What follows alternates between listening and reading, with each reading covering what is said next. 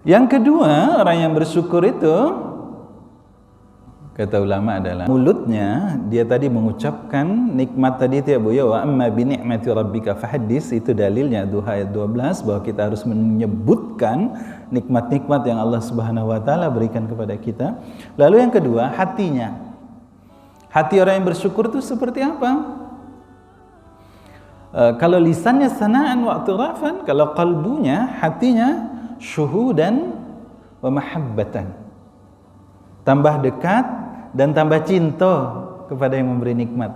Cinta Allah memberi kita banyak nikmat, kenapa kita tidak tambah dekat kepada Allah, malah menjauh, malah lupa, malah asik dengan mainan, dengan nikmat yang Allah berikan kepada kita itu? Bukannya tambah cinta kepada Allah Subhanahu wa taala, yang terjadi malah sebaliknya gitu. Sahabat miskin dulu zaman Rasulullah, mereka iri kepada sahabat-sahabat yang kaya raya. Tapi bukan iri karena ada uangnya, banyak hartanya, bukan.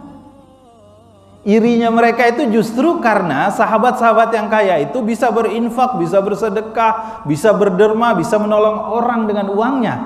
Bukan karena punya hartanya, bukan. Kalau kita bisa seperti itu, hebat Bu. Kita tidak iri kepada orang yang kaya raya kecuali karena dengan harta itu kita bisa nolong orang gitu. Nah, itu yang boleh. Kadang kita tanpa sadar banyak nikmat Allah itu justru kemudian tidak menambah kita dekat. Ingat ya.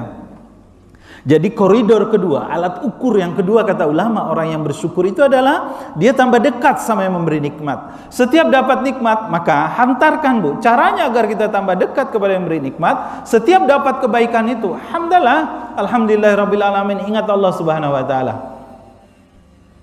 Seperti ucapannya Nabi Sulaiman itu ketika dia mendapat rezeki. Hadza min fadli rabbi liyabluwani ashkura am akfur, kata Nabi Sulaiman. Nabi Sulaiman nabi yang paling kaya. Tidak ada orang sesudah dia yang memiliki kekayaan materi melebihi beliau. Tidak ada orang yang kekuasaannya melebihi beliau. Nah, Allah menceritakan di dalam Al-Quran, Nabi Sulaiman itu setiap mendapatkan nikmat, dia mengucapkan hadza min fadli rabbi. Ini semua karena keutamaan dari Allah, bukan karena kepandaian saya, bukan karena kehebatan saya, bukan karena kekuatan saya.